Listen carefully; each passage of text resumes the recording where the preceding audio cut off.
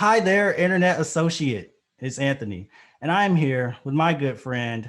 Highland. But this time, we've got a few more friends with us, and they're going to help us pull off the first ever Buffy the Vampire Slayer Reactor table read. So, hello, everybody. Hi. Hello.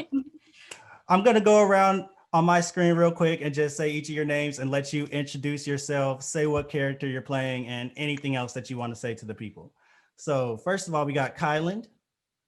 Yeah, I'm playing Angel, Luke, and Boy. I'm from White So Awkward, and this is my first time watching Buffy. Hi, Kyland. Okay. Okay, next we have Allie. Hi, I'm Allie Box. I'm going to be playing Cordelia and then the vampire boy that lures Willow. So, hi. All right, Liam Catterson.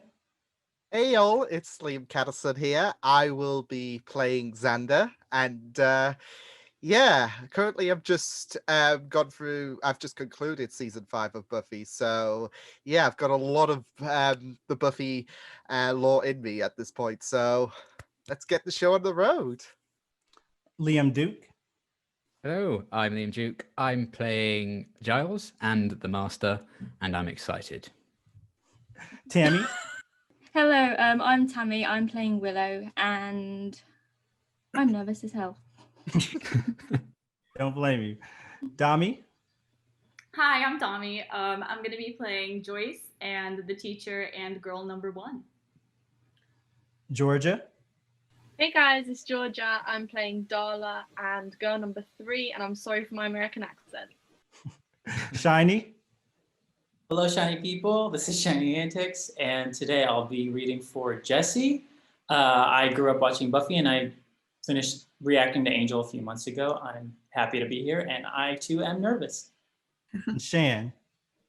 Hey, what's up, you guys? I finished the show like a year and a half ago, and I am like one of the most knowledgeable people here, probably. I don't know. I'm playing Buffy, and I'm really nervous too, so that's a thing. Oh, and I also dressed for the occasion. I'm wearing the leather pants. Okay, that's all. Awesome. All right, and I am Anthony. I'm going to be, I guess, playing Joss Whedon, basically. I'll be reading the action lines. And I'll also be Mr. Flutie. So that's it. All right, is there anything that anybody wanted to say before we get started? Anything anybody want to say to each other? Anything, any last words before we enter into this, voyage? I love you all. I'm such a huge fan. I just have to say it. Thank Let's you. slay. Thank you. Mm-hmm, yeah. Slay indeed. Yes. Like I told everyone, this was really just a ruse for me to be able to meet all of these wonderful people because I'm a huge fan of all of them. And I really appreciate them for doing this. So that the whole table read, that was really just fake. I really just wanted to meet these guys. So let's go ahead and get into it. Buffy the Vampire Slayer, Season 1, Episode 1. Welcome to the Hellmouth Reactor Table Read. Teaser. Fade in. Exterior, Sunnydale High School, night.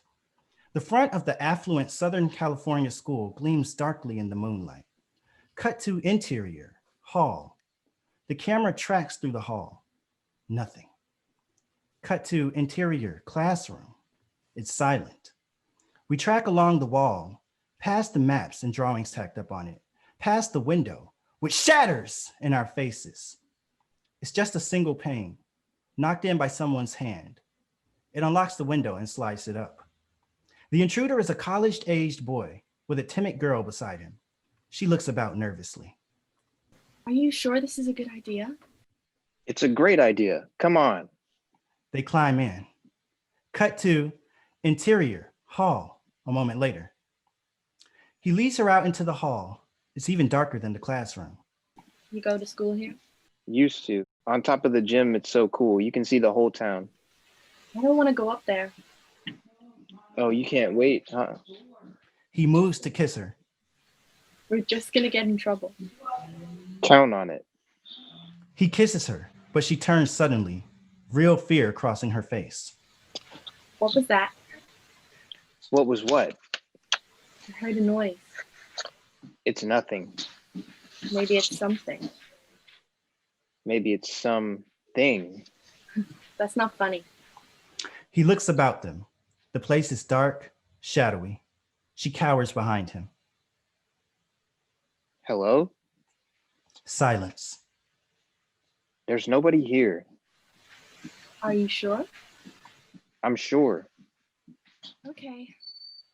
She bears horrible fangs and buries them in his neck. Blackout. End of teaser. And theme song.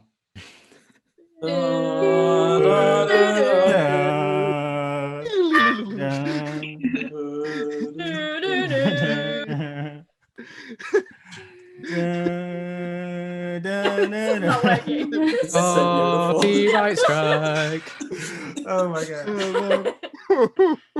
This is the Buffy theme song. Hooray. All right. Do you guys just want to go with that, or do you want to try it again? It's cool either way, honestly. No, I think that's gold. That's perfect. So out of I think- sync. yeah. but- I think we I can thought that stop was there, awesome. frankly. Yeah, I thought that was perfect too, actually. I Can't thought that beat was it. awesome. Let's just, that can't be beaten. That was so amazing. So It was we'll take it. identical. Right. The exact thing. We're I gonna hope we get don't get copyrighted. exactly. We're gonna get copyrighted for that. Oh my gosh. All right. Act 1. Exterior. Night and alley. The dream. Close up on a poor man's shoes walking down the alley, echoing in the emptiness. Angle on the man walking tentatively, far away. Suddenly, the camera rushes at him like a predator. He turns just as it reaches him and angle on a candle blowing out. We hear children chanting a schoolyard song eerily in the blackness, on top of sinister whispers. And in the alley, we see the man, face down, unable to crawl, clawing his way along the ground in terror until his body is yanked out of frame with incredible speed. Angle, a girl in bed, tossing and turning as the camera moves down to reveal the shadow of someone, something, approaching her.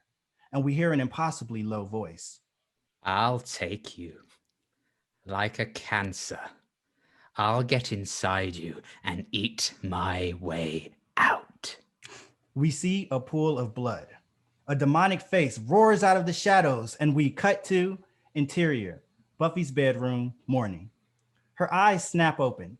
Despite the morning light, we recognize the girl and the bed from the dream. A moment as she gets her bearings, shakes off the immediacy of the dream. Buffy, I'm up, Mom. don't want to be late for your first day. No, wouldn't want that. Her voice betrays her uncertainty. She sits up. A wider angle on her room reveals that it's only half decorated. There are still boxes as yet unpacked in the corner. Cut to exterior, Sunnydale High School, morning. A day as bright and colorful as the night was black and eerie. Students pour in before the first bell, talking, laughing. They could be from anywhere in America, but for the extremity of their dress and the esoteric mania of their slang, this is definitely SoCal. A car pulls up outside the school. Buffy's mom, Joyce, is driving. Buffy gets out of the passenger side. Now you have a good time. I know you'll make friends right away. Think positive, and honey, try not to get kicked out. I promise. The girl turns, looks at the school. She starts in as her mother drives away. Angle, a skateboard, weaving along the road. On it is Xander, dressed with the shaggy indifference common to skateboarders. He's bright, funny, and will one day be suave and handsome. Till that day arrives, he'll do the best he can with bright and funny. He weaves through a thickening mass of students toward the school. Coming through. Look out. Not certain how to stop. But he's doing okay until he passes Buffy. Intrigued by the new face, he cranes to look at her and nearly takes a header. He saves himself from falling, however, coming to a stop just in front of Willow. She's shy, bookish, and very possibly dressed by her mother. The intelligence in her eyes and the sweetness of her smile belie a genuine charm that is lost on the unsubtle high school mind. It's certainly lost on Xander, though he brightens considerably to see her. The new face forgotten, at least for now. Willow, you're so much the person I wanted to see. Her excitement at the sentiment is sweetly pathetic and typically unnoticed. Really? Yeah, you know, I kind of had a problem with the math. Which part? The math. Can you help me tonight, please? Be my study buddy. Well, what's in it for me? A shiny nickel? Okay. Do you have theories in Twig? You should check it out. Check it out. From the library, where the books live? Right, I'm there. See, I want to change. Interior, school hall, continuous. They are approached by Jesse, their bud. He's a little more awkward than Xander and a little less likely to become a lady killer in his later years. Hey, Jesse, what's what? new girl. That's right, I saw her. She's pretty much a hottie. I heard someone was transferring here. So, tell. Tell what? What's the sitch? What do you know about her? New girl. Well, you're certainly a font of nothing. Cut to interior, Bob Flutie's office, continuous. Buffy sits before Principal Flutie. He's middle-aged, a tad officious, caught between the old school of strict discipline and the new school of sensitivity. He pulls her transcript from a folder. He looks at it and looks at her. Buffy Summers, sophomore, late of Hemery High in Los Angeles. Interesting record, quite a career. He smiles and carefully tears up her transcript into 4 pieces. Welcome to Sunnydale, a clean slate. Buffy, that's what you get here. What's past is past. We're not interested in what it says on a piece of paper, even if it says, whoa. At Sunnydale, we nurture the whole student, the inner student. He is taking the pieces of the transcript as he talks and carefully placing them together again. Other schools might look at the incredible decline in grade point average. We look at the struggling young woman with the incredible decline in grade point average. Other schools might look at reports of gang fights. Mr. Flutie. All the kids here are free to call me Bob. Bob. But they don't. Mr. Flutie, I know my transcripts are a little colorful. Hey, we're not caring about that. But do you think colorful is the word? Not dismal? Just offhand, I'd go with dismal. Wasn't that bad? You burned down the gym. I did. I really did. But you gotta see the big picture. I mean, the gym was full of vampire asbestos. Buffy, don't worry. Any other school, they might say, watch your step, or we'll be watching you, or get within 100 yards of the gym with a book of matches and you'll grow up in juvie hall. But that's just not the way here. We want to service your needs and help you to respect our needs. And if your needs and our needs don't mesh, still smiling blandly, he slips the taped up transcript back into her folder. Cut to interior hall a moment later. Buffy exits the office, looking a bit depressed. She starts rummaging through her bag and a student runs by, bumping into her. Her books and stuff spill out. Frustrated, she kneels down and starts scooping it back in. Xander sees this and goes up to her, kneeling. Can I have you? Can I help you? Oh, thanks. He starts picking things up, handing them to her. I don't know you, do I? I'm new. I'm Buffy. Xander is me. Hi. Thanks. Maybe I'll see you around. Maybe at school, since we both go there. Great. Nice to meet you. He gives her the rest of her books. She stuffs it all in her bag and hurries away. We both go to school. Very suave. Very not pathetic. He notices something on the floor and bends down to get it. He calls after her. Oh, hey, you forgot your steak. But she's too far off to hear. He looks at the wooden stake, puzzled. Cut to interior, history class, morning. The teacher is in front, lecturing. We hear her mostly in voiceover as we see Buffy near the back, earnestly taking notes, trying to keep up. It's estimated that about 25 million people died in that 1 4-year span. But the fun part of the Black Plague is that it originated in Europe how? As an early form of germ warfare. The plague was first found in Asia, and a Kipchak army actually catapulted plague-infested corpses into a Genesee trading post. Ingenious. If you look at the map on page 63, you can trace the spread of the disease. Buffy looks about as kids open their books. She hasn't got one. The girl next to her, Cordelia, leans over. She's pretty, self-assured. Killer outfit. Here. She moves her book over so Buffy can read off of it as well. Oh, thanks. And this popular plague led to what social changes? Cut to interior, same, end of class. Kids are piling up their books and leaving as the bell rings. Cordelia introduces herself. Hi, I'm Cordelia. I'm Buffy. If you're looking for a textbook of your very own, there's probably a few in the library. Oh, great. Thanks. Where would that be? I'll show you. The girls walk through the crowded hall. You transferred from Henry, right? In LA? Yeah, Oh, I would kill to live in LA. Being that close to that many shoes? Why'd you come here? because my mom moved, is the reason. I mean, we both moved, but my mom wanted to. Cut to interior, hall, continuous. Well, you'll be okay here. If you hang with me and mine, you'll be accepted in no time. Of course, we do have to test your coolness factor. You're from LA, so we can skip the written. But let's see. Vamp nail polish? Over? So over. James Spader?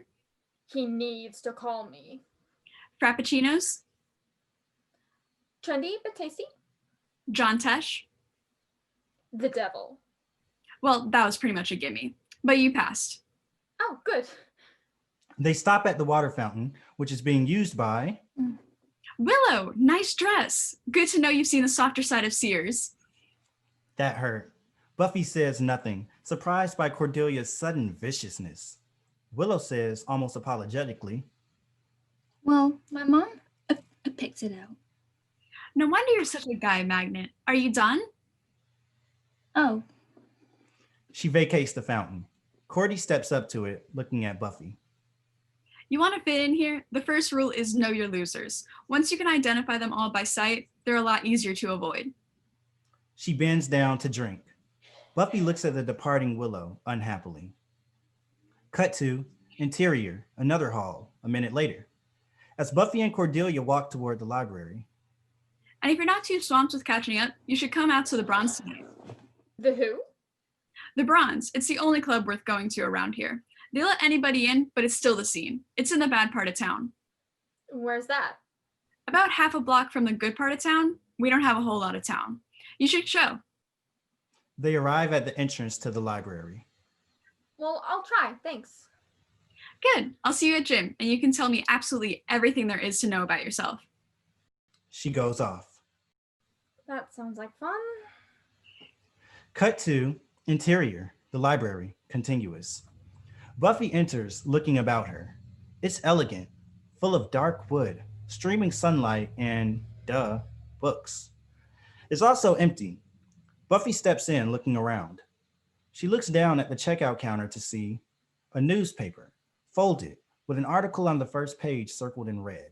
The headline reads, "Local Boys Still Missing," with a blurry picture of 3 brothers. Buffy wanders further in. She peers around a bookcase. Hello? Is anybody here?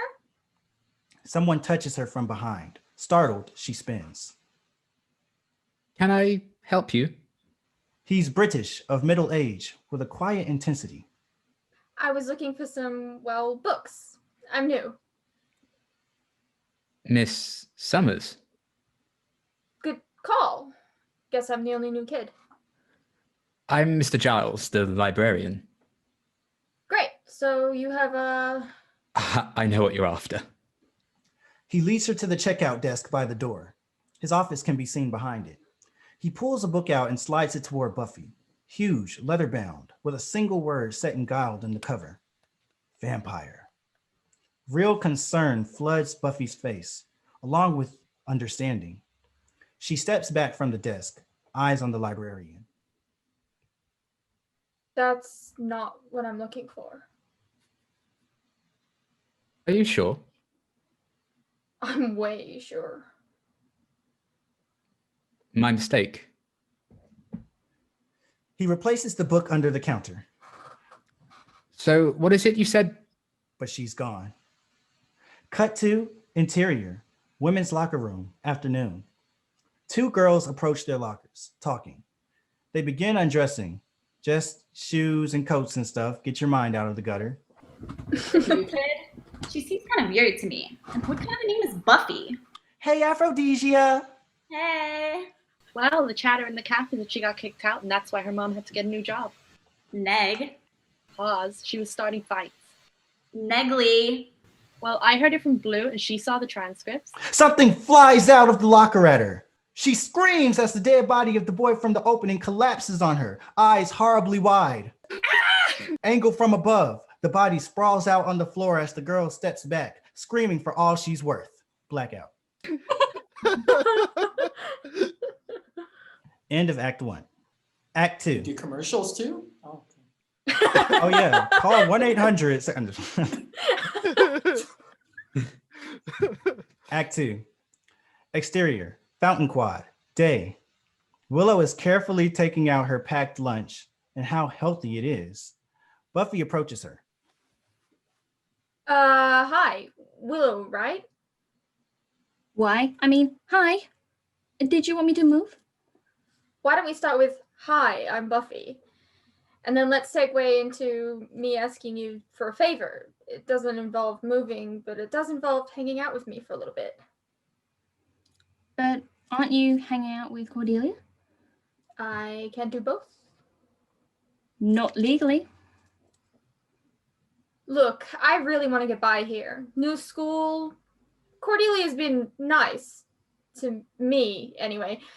But I have this burning desire not to flunk all my classes, and I heard a rumor you were the person to talk to if I wanted to get caught up. I could totally help you out. If you want the 6th period 3, we could totally meet in the library. Or not. Or, we could meet somewhere quieter, louder. That place gives me the wiggins. It has that effect on most kids. I love it though. It's a great collection, and the new librarian's really cool too. He's new? Yeah, he just started. He was the caretaker of the British Museum, or the British Museum. I'm not sure. He knows everything, and he brought loads of historical volumes and biographics. And am I the single dullest person alive? No, not at all. Hey, are you guys busy? Can we interrupt? We're interrupting. Hey. hey there. Buffy, this is Jessie, and that's Xander. Oh, me and Buffy go way back. Old friends, very close. Then there was that period of estrangement. I think we were both changing as people. But here we are, and it's like old times. I'm quite moved. Is it me or are you turning into a bibbling idiot? It's not you. It's nice to meeting you guys, I think. Well, we wanted to welcome you, make you feel like home. Unless you have a scary home. And to return this. He produces the steak. She takes it. The only thing I could figure out is that you're building a really little fence. Oh no, that was for self-defense. Everyone has them in LA. Pepper spray is so passé. So, what do you like? What do you do for fun? What do you look for in a man? Let's hear it. If you have any dark, painful secrets that we could publish. Gee, everyone wants to know about me. How keen? Well, not a lot happens in a one Starbucks town like Sunnydale. You're big news. I'm not, really. Are these people bothering you? Oh, no. She's not hanging out with us. Hey, Cordelia. Oh, please. I don't want to interrupt your downward mobility. I just thought I'd tell you that you won't be meeting Coach Foster, the woman with chest hair, because gym has been canceled due to the extreme dead guy in the locker. What? What are you talking about? Some guy was stuffed into Ara's locker. Dead. Way dead. So not just a little dead then. Don't you have an elsewhere to be? If you need a shoulder to cry on or just to nibble on. How did he die? I don't know. Were there any marks? Morbid much? I didn't ask.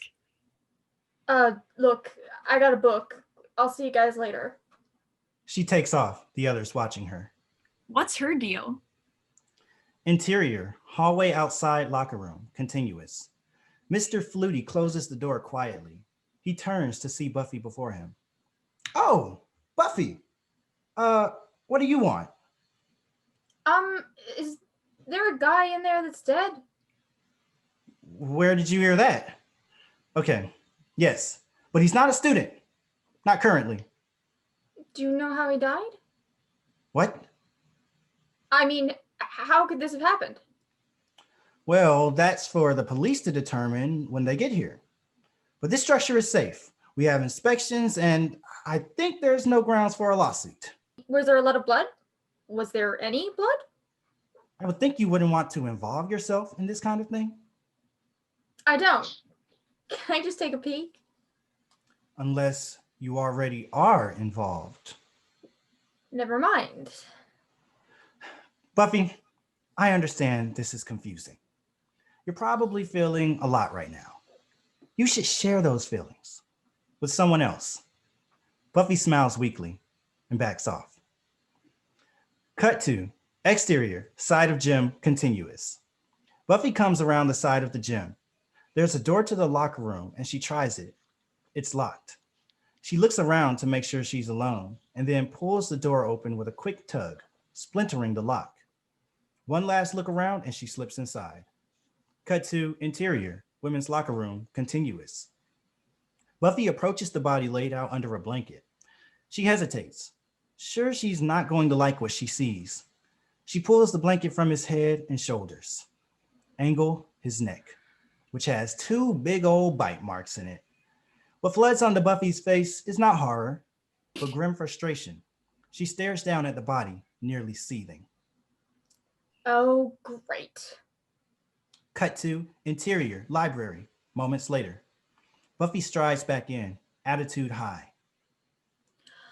Okay, what's the sitch? She spies Giles and starts up toward him. Sorry? You heard about the dead guy, right? The dead guy in the locker? Yes. Well, it's the weirdest thing. He's got 2 little holes on his neck, and all of his blood's been drained. Isn't that bizarre? Aren't you just going, ooh? I was afraid of this. Well, I wasn't. It's my first day. I was afraid that I was going to be behind in all my classes, that I wouldn't make any friends, that I'd have last month's hair. I didn't think there'd be vampires on campus, and I don't care. Then why are you here? She stopped for a moment. To tell you that I don't care, which I don't, and have now told you. So bye. She starts out, maybe a little unsatisfied by her exit. Will he rise again? Who? The boy.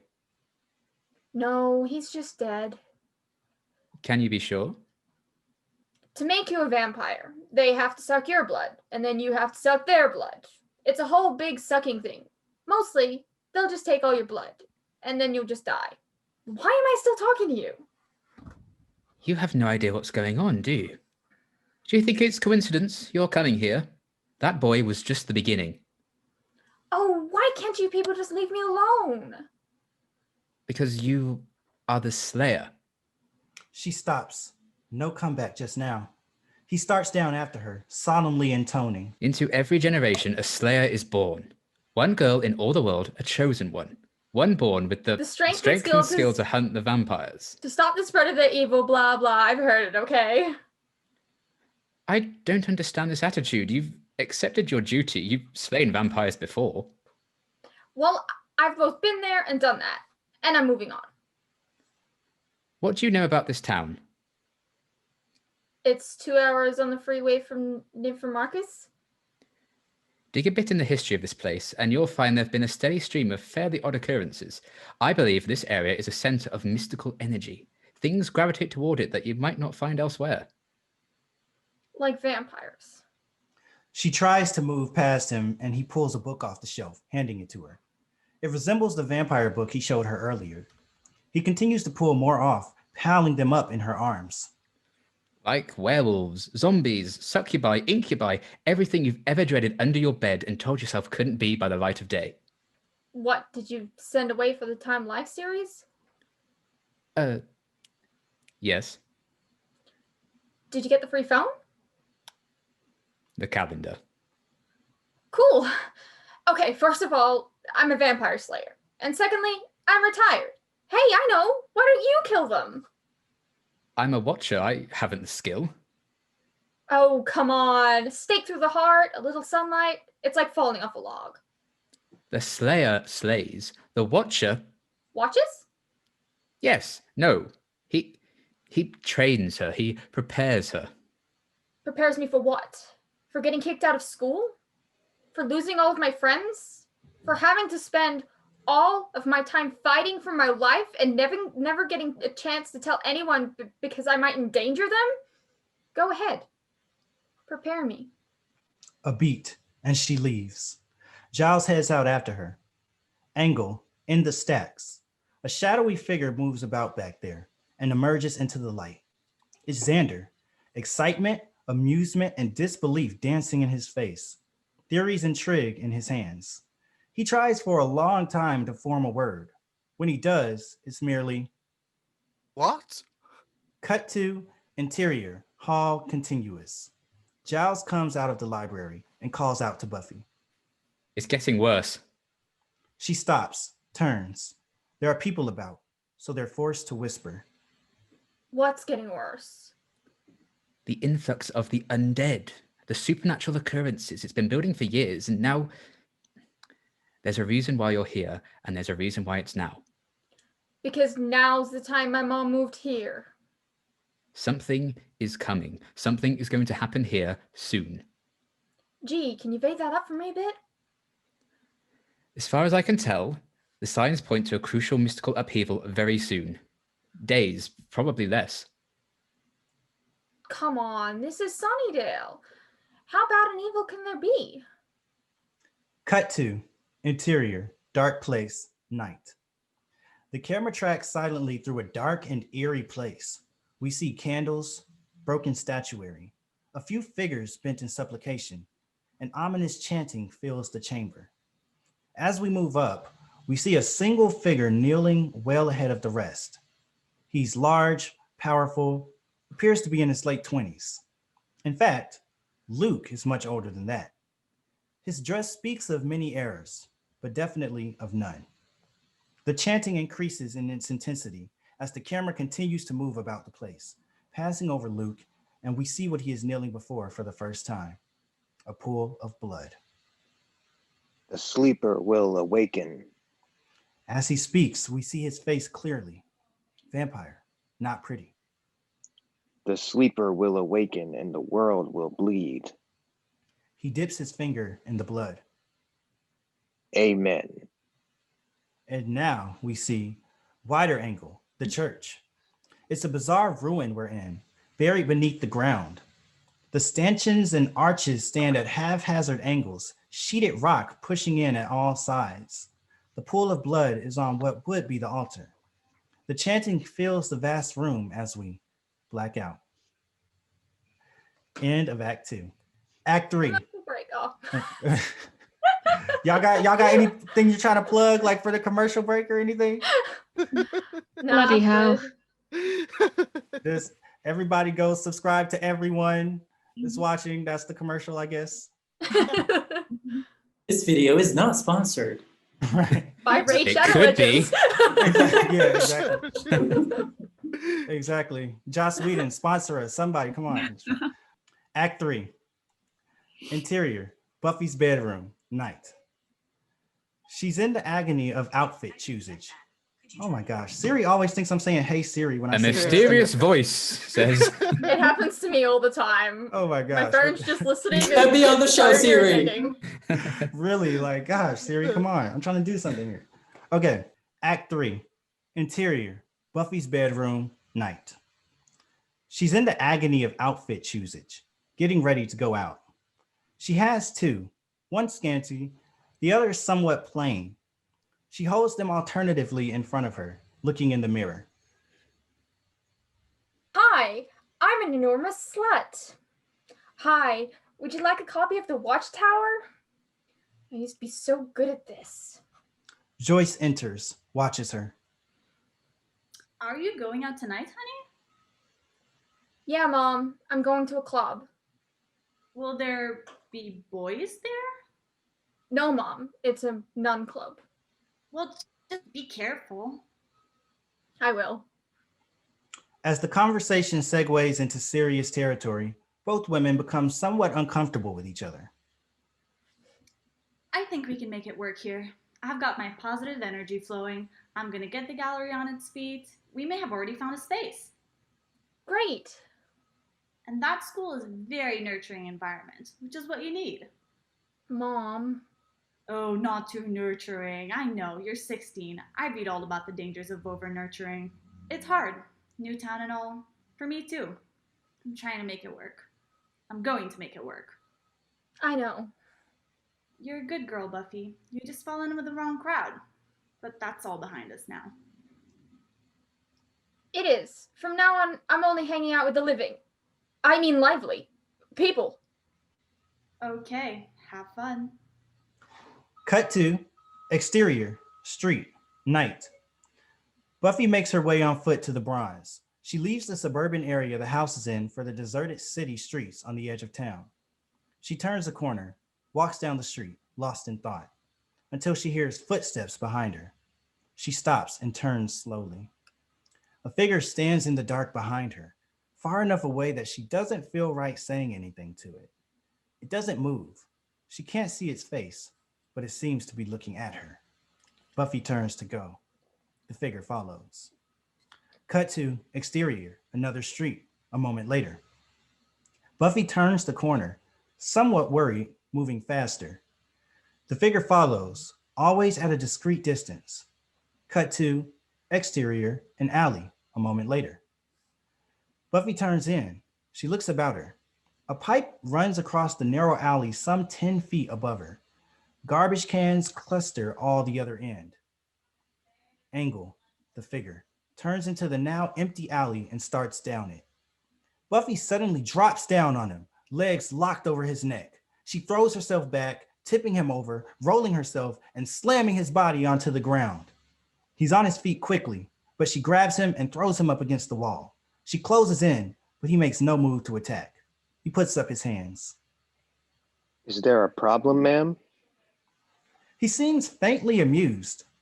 Buffy eyes him suspiciously, getting her first good look at him. Angel is strikingly handsome, with intelligence and a kind of distance in his eyes. Moves with a fighter's grace. There's a problem. Why are you following me? I know what you're thinking, but don't worry. I don't bite. She backs off a bit, perplexed. Truth is, I thought you'd be taller or bigger, muscles and all that. You're pretty spry, though. What do you want? Same thing you do. Okay, what do I want? The amusement leaves his face. To kill him all. Sorry, that's incorrect. But you do get this lovely watch and a year's worth of turtle wax. What I want is to be left alone. You really think that's an option anymore?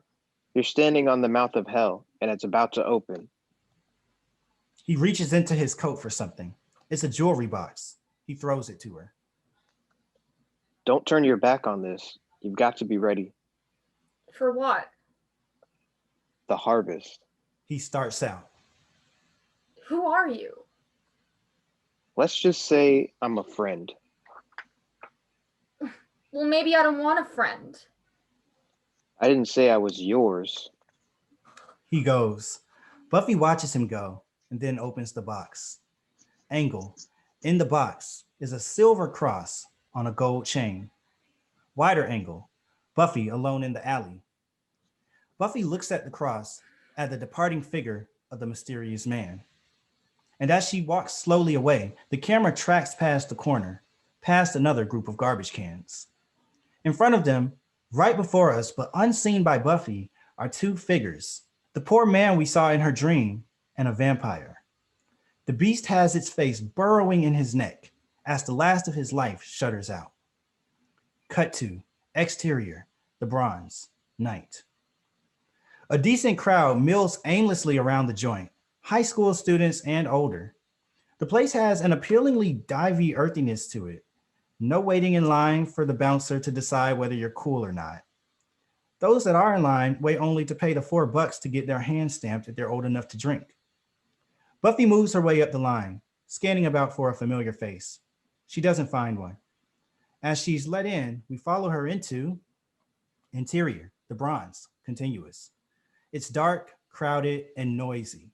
A fairly thrashing band holds forth on stage, blasting the kind of music that would cause major moshing in a rowdier crowd. Coffee bar in the back and a balcony above with tables for two. Buffy makes her way through, still looking about. A good-looking guy spies her and waves, smiling. Buffy smiles vaguely, waving back. It's a moment before she realizes he's waving to a guy right behind her. She attempts to turn her wave into fixing her hair, looking embarrassed. Willow is getting a soda at the bar. She turns back to look at the band just as Buffy is coming up to her. Hi. Oh, hi. Hi. Are you here with someone? No, I'm just here. I thought Xander was going to show up. Oh, are you guys going out? No, we're just friends. We used to go out, but then we broke up. How come? He stole my Barbie. We were 5. Oh, I don't usually date a lot. Lately. why not? Well, when I'm with a boy I like, it's hard for me to say anything cool or witty or at all. I can usually make a few vowel sounds and then I have to go away. It's not that bad. It is. I think boys are more interested in a girl who can talk. You really haven't been dating lately. It's probably really easy for you. Oh, yeah, real easy. I mean, you don't seem too shy. Well, my philosophy is, do you want to hear my philosophy? I do. Life is short. Life is short. Not original, I'll grant you, but it's true. Why waste your time being all shy? Why worry about some guy if he's gonna laugh at you? You know, seize the moment, because tomorrow you might be dead. Oh, that's nice. Buffy sees somebody moving about on the balcony. Her brow furrows. I'll be back in a minute. Oh, that's okay. You don't have to come back. I'll be back in a minute. She takes off, leaving Willow at the bar. Seize the moment. Angle atop the balcony. Buffy comes up, makes her way to the railing overlooking the stage. She leans on it, and we see that Giles is standing beside her. He doesn't even look at her. So you like to party with the students? Isn't that kind of skanky? Right. This is me having fun. Watching clown hair prance about is hardly my idea of a party. I'd much prefer to be home with a cup of Bovril and a good book. Stat. This is a perfect breeding ground for vampire activity. Dark, crowded. Besides, I knew you were likely to show up, and I have to make you understand. That the harvest is coming. I know, your friend told me. What did you say? The harvest. That means something to you? Because I'm drawing a blank. I'm not sure. Who told you this? This guy, dark, gorgeous, in an annoying kind of way. I figured you were buds. No. The harvest. Did he say anything else? Something about the mouth of hell? I really didn't like him. They both look down at the floor for a moment, at the dancing kids. Look at them, throwing themselves about, completely unaware of the danger that surrounds them. Lucky them. Or perhaps you're right. Perhaps there is no trouble coming. The signs could be wrong. It's not as though you're having the nightmares. And we move in on Buffy's face, clouding over. She says nothing, just looks down at the dancing kids. Angle the floor. Kids writhe about to the music with healthy abandon. We find Cordelia off to the side, watching with her friends. My mom doesn't even get out of bed anymore. The doctor says it's Epstein-Barr. I'm like, please. It's chronic hepatitis or at least chronic fatigue syndrome. I mean, nobody cool has Epstein-Barr anymore. Jesse approaches her, smiling. Cordelia! Oh, yay, it's my stalker. Hey, you look great. Well, I'm glad we had this chat. Listen, do you want to dance? With you? Well, yeah. Well, no. She takes off, posse in tow. Jesse just soaks up the pain. Fine. Plenty of other fish in the sea.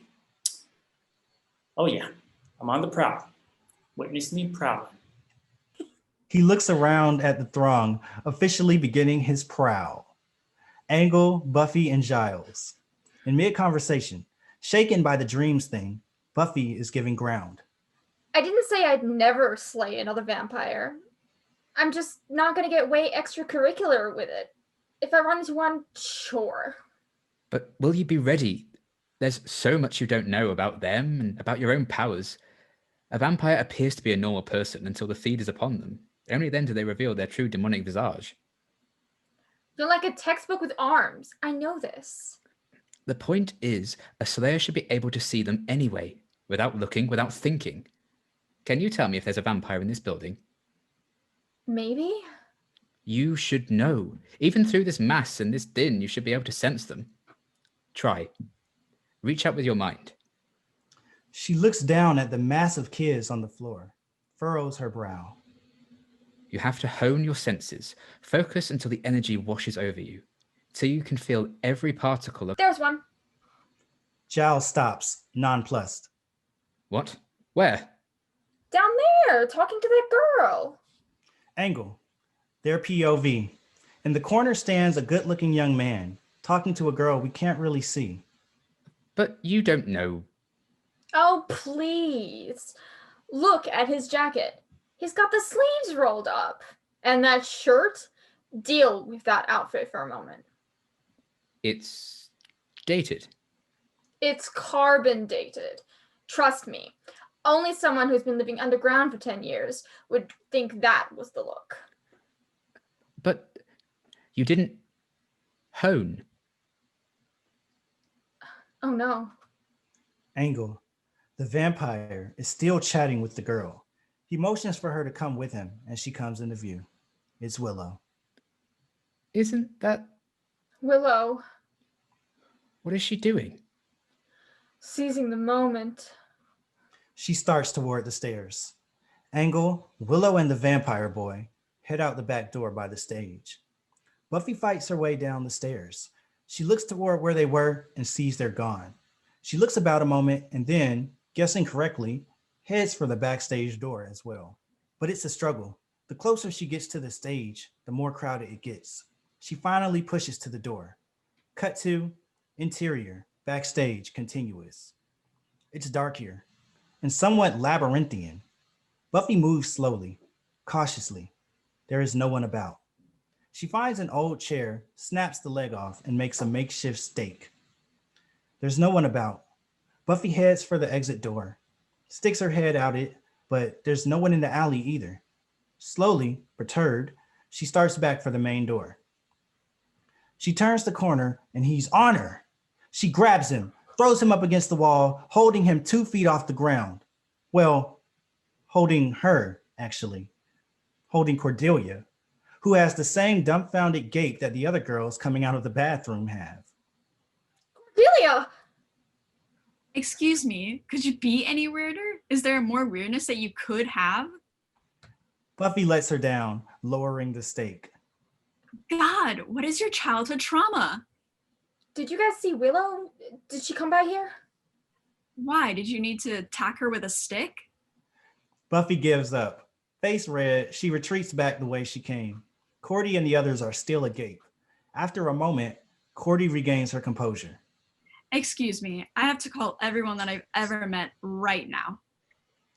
Cut to interior, the bronze, continuous.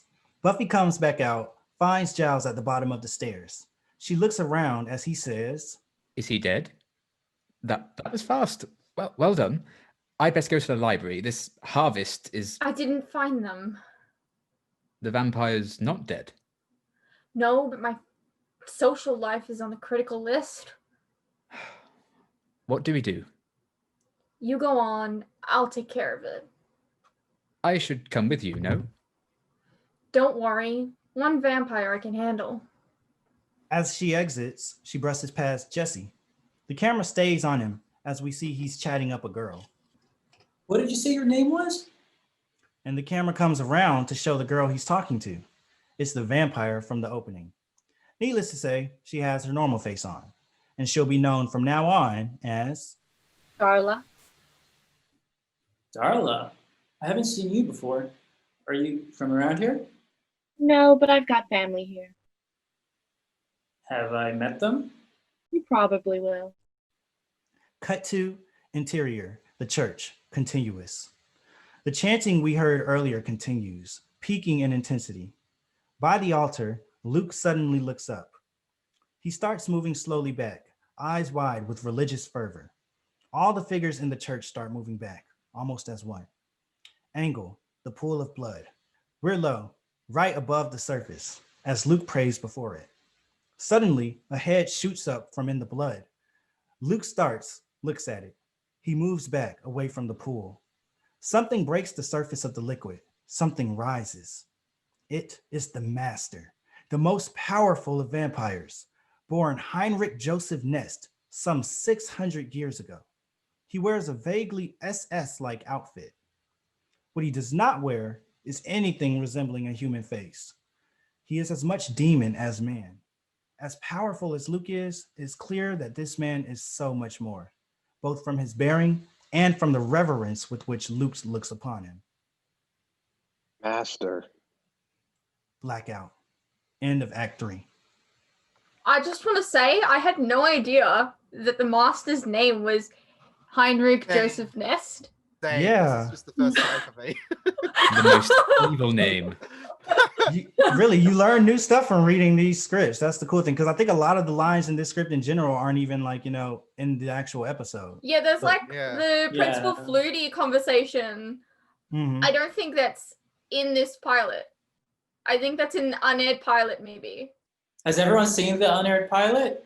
I haven't. I've just heard a lot about it. Wow, It's maybe we gonna should be do some fun. type of massive reaction. I believe Liam has. Yeah, I saw Unless it I'm too. wrong. I haven't. Has anybody seen okay. it? Am I the only one that's seen it? I've seen it. Oh yeah, so me and Shiny have seen it. Act 4, interior, the church, moments later.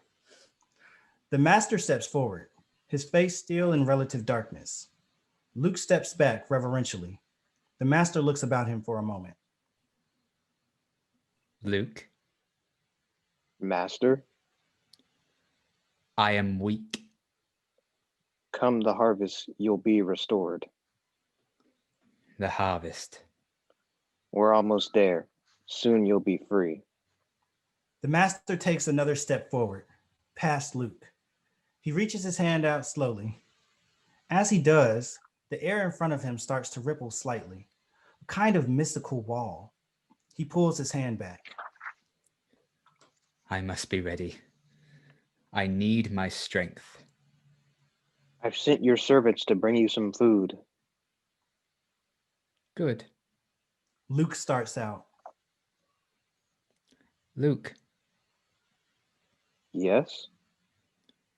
Bring me something young. Cut to exterior, street by wooded glade, night.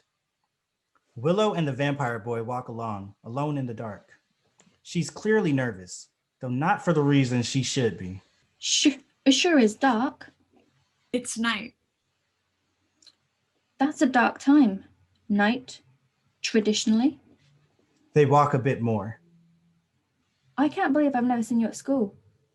Do you have a Mr. Chomsky for history? He doesn't answer. He stops. The ice cream bar is down the way. It's past the Hamilton Street. He takes her hand. I know a shortcut. He leads her into the dark of wood. Cut to exterior, outside the bronze, night. Buffy comes from around the back, looking around. Xander comes up to her, carrying his skateboard. You're leaving already? Xander, have you seen Willow? Not tonight. I need to find her. She left with that guy. We are talking about Willow, right?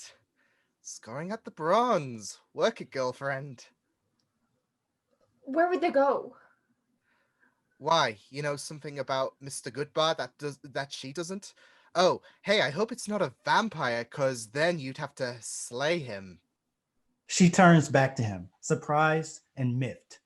Was there a school bulletin? Was it in the news? Is there anybody in this town who doesn't know I'm the Slayer? I only know that you think you're a Slayer, and I only know that because I was in the library today. Whatever. Just tell me where Willow would go. You're serious? We don't find her, then there's going to be one more dead body in the morning. A beat as he looks at her, sees she isn't kidding, isn't wrong. Come on. As they head off. Cut to exterior, graveyard, continuous. Willow is still walking with Vampire Boy, but getting increasingly creeped out. Okay, this is nice. And scary. Are you sure this is faster? He says nothing. She keeps walking beside him, uncertain. He stops at a small mausoleum. The entrance is a well of black. Hey, you ever been in one of these? No, thank you. He moves in close, holding her intimately. Come on, what are you afraid of? He pushes her into the blackness of the entrance. Cut to interior, mausoleum, continuous. Willow stumbles in. She looks about her frighteningly, adjusting to the increased dark. The place is small, with carved stone walls. A large tomb takes up much of the middle, the stone figure of a man lying atop it. Behind her is the doorway she came in. Ahead, a much smaller iron door locked shut. She spins all the way round to see the boy filling the entrance. That wasn't funny. No response. He steps closer, his face in shadow. She circles away from him, moving closer to the doorway. I think I'm gonna go. Is that what you think? All the playfulness has drained out of his voice. She takes a step back, another, turns and moves, wham! Right into Darla. Emitting something between a scream and a squeak, Willow steps back. Darla looks at her, at the boy. This is the best you could do. She's fresh. Hardly enough to share. Why didn't you bring your own? I did. She indicates the doorway behind her as Jesse stumbles dazed from the darkness. Hey, wait up. Jesse! She goes over to him, relieved. He's clutching his neck. I think you gave me a hickey. He takes his hand away. There's blood on it, on his neck. Willow looks over at the other two, eyes wide. I got hungry on the way. Jesse, let's get out of here. You're not going anywhere. Leave us alone. You're not going anywhere until we fed. And on the last word, she brings her face right up to Willow's, and it changes, snaps right before our eyes into the grotesque demon face we saw before. Willow screams, takes a stumble step back, and falls. The boy laughs, circling, and we see that he has changed as well. Well, this is nice. Buffy steps in, Xander following her. Everybody stops. Little bear, but a dash of paint, a few throw pillows. Call it home. Who the hell are you? Whoa, you mean there's actually somebody around here who doesn't know already? That's a relief. I'm telling you, having a secret identity in this town is a job of work. She is moving between the two vampires, who loosen their grip on their respective victims. Buffy, we bail now, right? Not yet.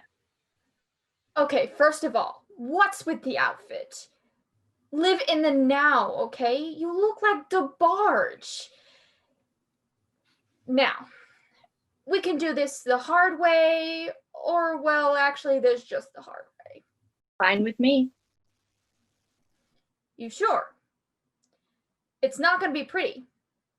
We're talking violence, strong language, adult content. As she speaks, the boy vampire rushes her from behind, charging at her with incredible speed and momentum.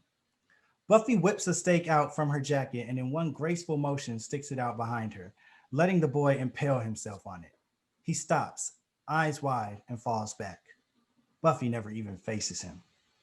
Angle, the boy vampire, as he hits the ground, his body crumbles to dust. See what happens when you roughhouse? Xander and Willow are speechless, staring at the ground where a body used to be. Darla is wide-eyed, exceedingly wary, but not cowed. She moves slowly around, preparing to fight herself. He was young and stupid. Xander, go. Don't go far. She lunges at Buffy, who parries her blows with martial arts precision. Xander herds the others out. Cut to exterior, graveyard, continuous. The three kids run out of the mausoleum, Willow and Xander supporting Jesse. All three are totally freaked. Jesse the least so, since he's still weak and dazed. Cut to interior, mausoleum, continuous. Darla hits the ground with a painful thud. Buffy stands over her. She's a bit out of breath, and the humor is gone from her visage. You know, I just wanted to start over. Be like everybody else, have some friends, maybe a dog. But no, you had to come here. Couldn't you go suck on some other town? Who are you? Don't you know? Hands suddenly grab Buffy by the throat, lifting her body from the ground. I don't care. He steps out of the shadows from behind her, his bulk dwarfing her, and throws her a good 15 feet. She hits the wall face first, landing badly. Luke turns on Darla, who is getting up. You were supposed to be bringing an offering for the master. We're almost at harvest and you dally with this child? We had someone. She came and she killed Thomas. Look, she's strong. You go. I'll see if I can handle the little girl. Angle on Buffy.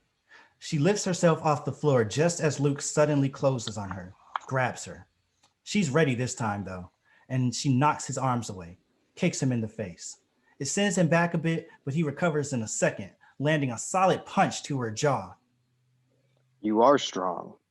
He slams her back to the ground. I'm stronger.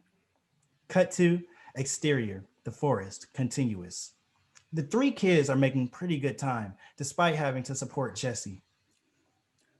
We'll get the police. It's just a few blocks up. They stop. They stare, despair creeping onto their faces. Three vampires stand waiting for them. Cut to interior, the mausoleum, continuous. Buffy looks like she's been kicked around a bit. She circles around the tomb, keeping it between her and Luke. You're wasting my time. Hey, I had other plans too, okay? He shoves the top of the tomb with all his might, sends it flying at her. She leaps over it, jumps up onto the tomb, leaps off it, flipping, and wham! Plants both feet solidly in Luke's chest. He falls back, as does she. She gets up first and pulls out her stake, drives it towards his chest, but he grabs it just before she reaches. You think you can stop me? Stop us? He squeezes. The stake splinters in his powerful grip. He punches Buffy, knocking her back. You have no idea what you're dealing with. He stands triumphant over her, begins intoning the sacred text. And like a plague of boils, the race of man covered the earth, but on the third day of the newest light will come over the harvest. Cut to interior, library, contiguous. Giles has his ancient texts out, is studying them in growing consternation. When the blood of men will flow as wine. Angle. Giles's book shows a door-like engraving, a massacre, people writhing, blood everywhere. In the center of them all, a demon with a three-pointed star on his forehead, feeding off a woman. Cut to interior, the church, contiguous. We track in on the master sitting, his face in darkness. When the master will walk among them once more. Cut to exterior, forest, contiguous. Xander, Willow, and Jesse back away from the vampires. The world will belong to the old ones. To find Darla right behind them. Cut to interior, mausoleum, contiguous. Buffy is getting up, keeping her eyes on Luke. And hell itself will come to town. She tries to move to the side, to get away. He backhands Buffy with all the force he has. She flies back, right into the tomb. Angle. In the tomb, Buffy falls and lands hard on her back. The wind knocked out of her. She looks beside her and sees the withered corpse of the tomb's owner. She's hurt pretty bad. She looks up, but no Luke. Only the walls of the tomb. He could be anywhere. Slowly, achingly slowly, she lifts her head, truly scared. Looks over one side of the tomb, nothing. Looks over the other, and Luke fills the frame, roaring, jumping into the crypt on top of her. She tries to fight him off, but she's well pinned. He contemplates her a moment with gleeful animal hunger. Amen. He bears down. Blackout. To be continued. Wow. Woo! Wow, that was fun. Any Come on, after get the episode master a discussion? cinnamon roll. Right. Wow, that was really cool. Any after episode thoughts, discussions like that you guys have from now seeing this in script form? Can't wait to see what happens next. Yeah. Exactly. Wonder what episode 2 will provide us with. Right. Who knows? I don't like this show. I don't think I'm gonna watch it. Oh yeah. I feel like there was Seems some like Buffy's a goner, like for sure. Yeah. Yeah, Definitely. yeah. Definitely. I feel like there was some Emmy award winning performances in this episode though. I gotta say. I think that the acting was very, very well done here. Yeah, I was Man. gonna say, well done, Anthony, for like delegating the characters really well. Mm. I Thank felt you. like it was really good. Yeah, I mean, I don't want to take I feel like I can't even take any credit for that. I feel like I don't know. I was You kind of did a lot of work. You were reading like Thank most of the actions. I was like, man. Yeah. Thank you. I appreciate But, that. That- Shannon, I loved your accent. You're Yeah. saying Yeah. American It accent. was- it's so funny actually. When I downloaded the script like a week ago or whatever, and I just read through it and I noticed that I was doing an accent not intentionally. Wow. It's just I think I was just trying to like mimic the way that she said things. Mm-hmm. Yeah. And I'm Australian, so I Yeah. can't really do that. It just kind of happened. It sounded really good. I was wondering, like, have you like practiced American accent like a lot before this, or was this like new?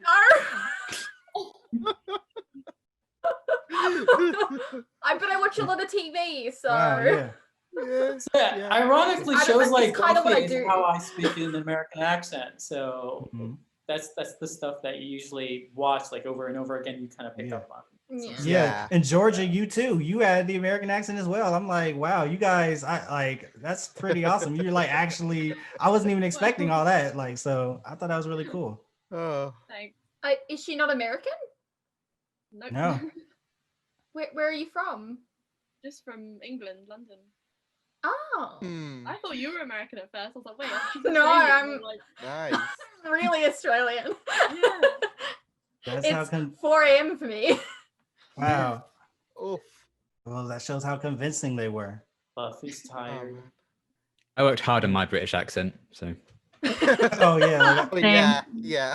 Liam, I have to was say, so good. I'm literally scared of you as the master. Like literally Yeah. scared. Yeah, you did actually really good. Like Yeah. it's I love weird. it. You were like you still had your same like Liam accent, but like the way you like pronounced the lines seemed very, I don't know, Yeah. strong. I liked the going from attitude. Giles to the Master. I thought that was quite Yeah. funny. Yeah.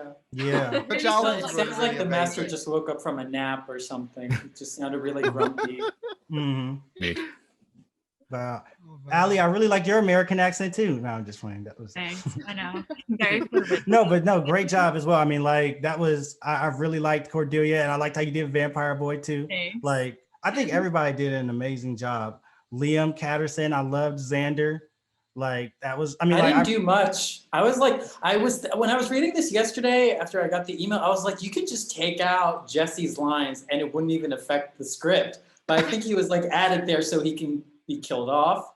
Mhm. So it kind of made Yeah. sense. But he's so similar to Xander. Yeah. mhm. I had a I lot of prefer fun. Xander's personality anyway. Shout out to you, Dami. Thank you for holding us down with Joyce and the teacher, I believe, right? Of course. Awesome job. Thank you. I mean, like really, I honestly like I was expecting this to be great, but I feel like you all like blew it like out of the park. Like I was like, oh wow, like they actually like came with the acting chops for real. So that was awesome. Kylan, I really hated you. I thought you did terribly. I just play no. Thank you, Kylan. Great job. I've always thought that Kylan actually sounds like Angel. I don't know if it's just me, but I've always felt he has a voice that's kind of just similar to Angel's natural voice. Like sometimes when we're reacting, Maybe. and he talks, I think it's Angel talking. I'm like, wait, what? I really liked his Luke lines. Yeah. Yeah. Just the way he was saying it was so intimidating. Mm-hmm. Definitely. All right, so that was the first ever Buffy the Vampire Slayer Reactor table read. Thank you all for coming. Any last words to the people? Bye. Bye. Bye. Toodles. Don't be the sheep, be the herder. Yeah. Yes. Nice. All right, well, thank you all for watching, and be sure to check out everybody's channel who was in this video. Go head over and check them out, subscribe, like, comment, all that good stuff. These are all great people, all great reactors. And if there's anybody here you haven't heard of, I'm sure that you'll love them. So until next time, we'll see you all later. Bye. Welcome to the Hellmouth where there's no escaping. You gotta keep it real cause it ain't no faking. Mean streets, so I always keep that stake on me. Pull it out in case a vamp tryna prey on me. Make no assumptions, Sunnydale should run up on them at the wrong time, you will get dusted.